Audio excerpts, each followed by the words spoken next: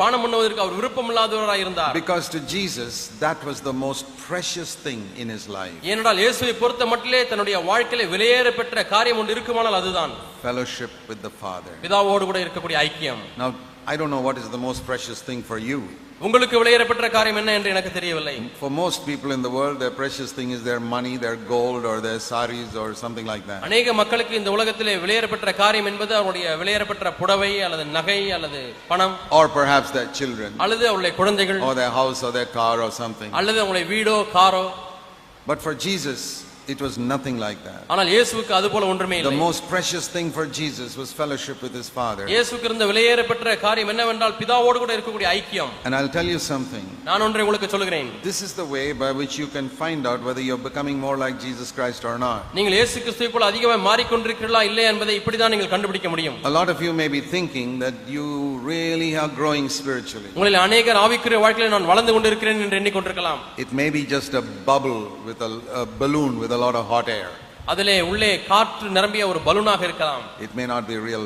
அது உண்மையான ஒரு காரியமா இல்லாம But இருக்கலாம். this way you can find out. ஆனால் இந்த விதத்திலே நீங்கள் கண்டுபிடிக்கலாம். If you can honestly say to yourself, நேர்மையாக உங்களை பார்த்து சொல்லுவீர்கள் என்றால், you can say before God, தேவனுக்கு முன்பாக, that fellowship with you is the most precious thing to me on this earth. ஆண்டவரே இந்த பூமியிலே உம்மோடு உள்ள ஐக்கியம் தான் எனக்கு விலையேறப்பட்டது என்று சொல்வீர்களானால், for that I am willing to give up everything else. அதற்காக ஆண்டவரே நான் எதையும் விட்டுவிட தயாராக இருக்கிறேன். I am willing to give up money, பணத்தை விட்டுவிட தயாராக இருக்கிறேன். my friendships, நண்பர்கள், the opinion of my relatives, என்னுடைய உறவினருடைய அபிப்பிராயம், the opinion of my other church members, என்னுடைய சபையிலே மற்ற மக்களுடைய அபிப்பிராயம், and the opinion of 7 billion people in the world. இந்த உலகத்தில் உள்ள 7 பில்லியன் மக்களுடைய அபிப்பிராயத்தை விட்டுவிட ஆயத்தமாக இருக்கிறேன். Anything, any comfort, எந்த சொகுசா இருந்தாலும் I am willing to give up anything, even health. ஆரோக்கியத்தை கூட நான் விட்டுவிட ஆயத்தமாக இருக்கிறேன். But I want fellowship with you. ஆனால் உம்மோடு கூட உள்ள ஐக்கியம் மட்டும் எனக்கு வேண்டும். The man who can or woman who can honestly say that to God is a spiritual person. ஒரு மனிதனோ மனுஷியோ தேவனுக்கு முன்பாக நேர்மையாக இதை சொல்லக்கூடிய ஒரு நபர் இருப்பார் என்று சொன்னால் அவர்தான் ஆவிக்குரியவர். But I tell you, most Christians, 99% of them cannot say it. நான் சொல்லட்டுமா, 99 கிறிஸ்தவர்களால் இதை சொல்ல முடியாது. And the proof of that is they take sin so lightly. அதனுடைய அத்தாட்சி என்னவென்றால் பாவத்தை எளிதாக எடுத்துக்கொள்கிறார்கள். One dirty thought will break your fellowship with God. ஒரு அசுத்த சிந்தனை தேவனோடு கூட உள்ள உங்கள் உறவை துண்டித்து விடும். How many of you take one dirty thought seriously? ஒரு அசுத்த சிந்தனை எத்தனை பேர் சீரியஸா எடுத்துக்கொள்கிறீர்கள்? How many of you are willing to pluck out one eye rather than lust after a woman? ஸ்திரீகளை இச்சையோடு பார்க்கிறதை காட்டிலும் இந்த கண்களை நான் பிடுங்கி போட ஆயத்தமா இருக்கிறேன் என்று எத்தனை பேர் சொல்ல முடியும்? In other words, you're saying the pleasure I get by lusting after a woman, I'm willing to lose it. I'm willing to pluck out my eye and throw it away. அதனுடைய பொருள் என்னவென்றால் ஒரு ஸ்திரியை இச்சித்து அதன் மூலமாய் கிடைக்கக்கூடிய அந்த இன்பத்தை நான் விட்டுவிட விரும்புகிறேன். எனக்கு வேண்டாம், கண்களை பிடுங்கி போட விரும்புகிறேன். Rather cut off my hand than sin with my hand. இந்த கரத்தினாலே பாவம் செய்வதை பார்க்கலாம் இதை நான் வெட்டிவிட ஆயத்தமாக இருக்கிறேன். I'd rather become blind than sin with my eyes. என் கண்களினாலே பாவம் செய்வதை பார்க்கலாம் நான் குருடனாக இருந்து விடுவது நல்லது. Give me 12 people like that, we can shake all of India. இதே போல 12 பேர் எனக்கு கொடுங்கள், இந்தியாவை அசைத்து விட முடியும். Very difficult to find. இதை கண்டுபிடிப்பது மிகவும் கடினம். A lot of people come to church, sing songs and act very active in doing this, that and the other for the Lord. அநேகர் சபைக்கு வருகிறார்கள், பாடலை பாடுகிறார்கள், இதை செய்கிறார்கள், அதை செய்கிறார்கள், ஆவிக்குள்ளே போல நடந்து கொள்கிறார்கள். They don't value fellowship with God. அவர்கள் தேவனோடு கூட உள்ள ஐக்கியத்தை மதிப்பதில்லை. It is not the most important thing for them. அவர்களுக்கு இது முக்கியமான காரியம் அல்ல. I thank God for the day I discovered that. நான் இதை கண்டுபிடித்த நாளுக்காக தேவனுக்கு நன்றி செலுத்துகிறேன். That cup which Jesus said I don't want to drink is, Lord Father, I don't want to break this fellowship with you. பானம் பண்ண விரும்பாத அந்த பாத்திரம் என்னவென்றால், பிதாவே உம்மோடு கூட உள்ள ஐக்கியத்தை துண்டிக்க நான் விரும்பவில்லை. I am willing to lose anything. எதை வேண்டுமானாலும் இழப்பதற்கு தயாராக இருக்கிறேன். Take my money, take my life, take my mother, take my relatives, take everything. என்னுடைய பணத்தை எடுத்துக்கொள்ளும், என்னுடைய உறவினர்களை எடுத்துக்கொள்ளும், தாயை எடுத்துக்கொள்ளும், எது வேண்டுமானாலும் எடுத்துக்கொள்ளும் ஆண்டவரே. Fellowship with you, obedience to you is most important. ஆண்டவரே உமக்கு கீழ்ப்படிவதே என்னுடைய வாழ்க்கையிலே, உம்முடைய ஐக்கியமே என் வாழ்க்கையிலே மிக முக்கியமானது. Is God, fellowship with him, the most important thing for you in your life? உன்னுடைய வாழ்க்கையிலே மிக முக்கியமான காரியம் தேவனோடு உள்ள ஐக்கியமா? You ask yourself. உங்களை நீங்களே கேட்டு பாருங்கள். Is that the most important thing? இதுதான் உங்களுடைய வாழ்க்கையில முக்கியமான காரியமாய் நீங்கள் எண்ணுகிறீர்களா? Then you know whether you are a real disciple of Jesus Christ or not. அப்படியானால் நீங்கள் உண்மையான சீஷனா இல்லையா என்பதை நீங்கள் அறிந்து கொள்ளலாம். I told you a disciple is a learner and a follower. நான் சொன்னேன், ஒரு சீஷன் என்பவன் கற்றுக்கொள்கிறவன் பின்பற்றுகிறவன். He looks at Jesus, learns from him and does the same thing. இயேசுவை நோக்கி பார்க்கிறான், அவரிடத்திலிருந்து கற்றுக்கொள்கிறான், அதே காரியத்தை செய்கிறான். What shall I learn from Jesus? இயேசுவிடத்திலிருந்து நான் என்ன கற்றுக்கொள்கிறேன்? That fellowship with the Father should be the most important thing in my life. பிதாவோடு கூட உள்ள ஐக்கியம் தான் என்னுடைய வாழ்க்கையிலே பிரதானமான முக்கியமான காரியமா இருக்க வேண்டும். Where do I learn that? இதை நான் எங்கே In கற்றுக்கொள்கிறேன்? Gethsemane.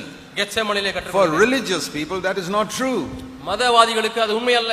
For religious people all types of rituals and many other things are more important. மதம் சார்ந்த மக்களுக்கு எத்தனையோ சடங்குகளும் கிரியைகளும் தான் முக்கியமாக இருக்கிறது. So many external things. எவ்வளவோ வெளிப்பிரகாரமான காரியங்கள். Many people when they meet me ask me, brother, which church do you go to? அநேகர் என்னை பார்க்கும் பொழுது சில கேள்வியை கேட்கிறார்கள், எந்த சபைக்கு நான் போவது? And then the questions they ask me tell me which denomination they are in. எந்த சபையிலே அவள் இருக்கிறாள் என்று கேட்கிறார். They'll ask me, அவள் என்னை கேட்கிறார், do you break bread every Sunday? நீங்கள் வாரந்தோறும் அப்பம் விற்கிறீர்களா? எந்த சபையில இருக்கிறீர்கள்? I know they are from the brethren. உடனடியாக அவர்கள் பிரதரன் சபையிலிருந்து வந்திருக்காங்க என்று I know it automatically. நானாகவே அறிந்து கொள்கிறேன். Do you speak in tongues? அந்நிய பாஷை பேசுறீங்களா? This man is a Pentecostal. இவர் பெந்தேகோஸ்தே சபையிலிருந்து வந்தவர். The question they ask is very revealing. அவர்கள் கேட்கக்கூடிய கேள்விகளை அவர்களை குறித்து வெளிப்படுத்தி விடுகிறது.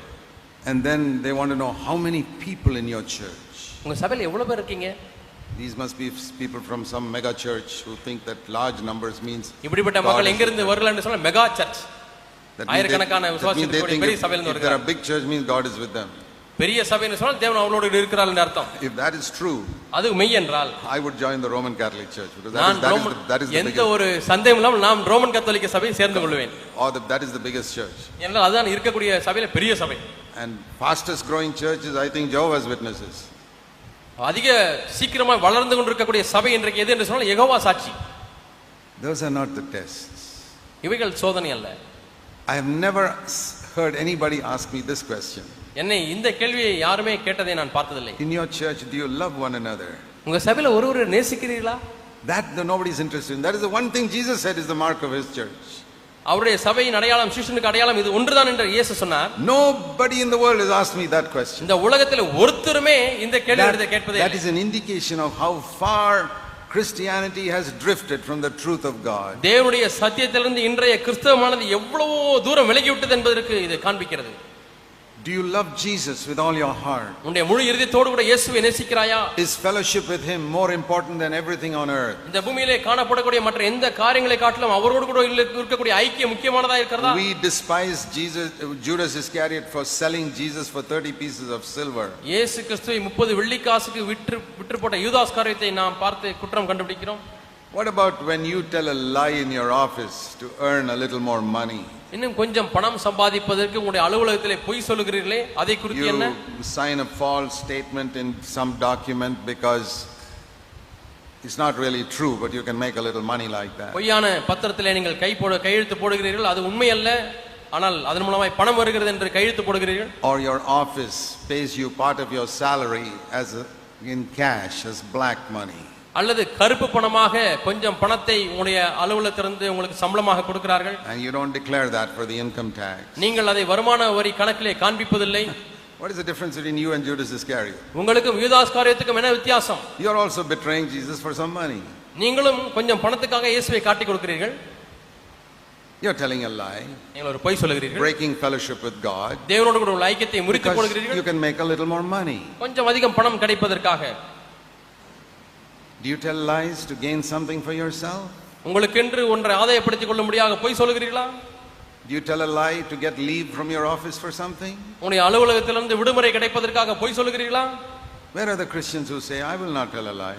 நான் ஒரு பொய் சொல்ல மாட்டேன் என்று சொல்லக்கூடிய கிறிஸ்தவர்கள் எங்கே? They don't give me leave, that means God doesn't want me to have leave today. எனக்கு அவர்கள் விடுமுறை விடுப்பு கொடுக்கவில்லை என்று சொன்னால் தேவன் விடுப்பு கொடுக்க விரும்பலை, அவ்வளவுதான். India needs to see more Christians like that. இது போன்ற அநேக கிறிஸ்தவர்களை இந்திய தேசம் சந்திக்க வேண்டும். Not just those who are engaged in a lot of Christian activity. நிறைய கிறிஸ்தவ கிரியைகளில் ஈடுபடுகிறவர்கள் இந்தியாவுக்கு தேவையில்லை. Christian activity is not the main thing. Fellowship with God is the main thing. கிறிஸ்தவ கிரியைகளிலே ஊழியங்களிலே ஈடுபடுவது பிரதானமான காரியமில்லை. தேவனோடு கூட உள்ள ஐக்கியம் தான். Tell you honestly, நான் நேர்மையாக Very சொல்கிறேன். few people understand this anywhere in the world. இந்த உலகத்திலே எங்கு பார்த்தாலும் வெகு சிலரே இதை விளங்கிக் கொள்கிறார்கள். It's not any different in America. It's the same thing there. அமெரிக்காவிலே போனால் வித்தியாசமா இல்லை, அங்கேயும் இதே போலதான் காரியங்கள். The value of a fellowship with God has gone down. தேவனோடு கூட உள்ள ஐக்கியத்தினுடைய அந்த உணர்வு கீழே போய் விட்டது. All types of little sins we think are not serious. சின்ன சிறு பாவங்கள் என்று சொல்லுகிறோமே, அவைகள் எல்லாம் சீரியஸ் அல்ல என்று எண்ணுகிறோம்.